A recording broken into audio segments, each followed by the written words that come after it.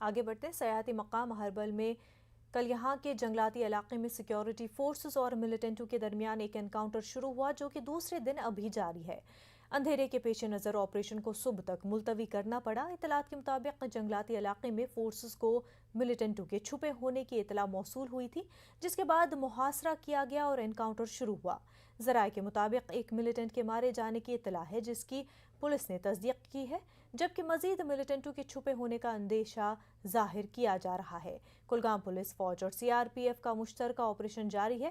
ادھر پولیس نے کوسرناگ اور دیگر ٹریکنگ مقامات کی سیر پر گئے سینکڑوں درماندہ سیاحوں کو محفوظ مقامات پر منتقل کرنے کا دعویٰ کیا ہے۔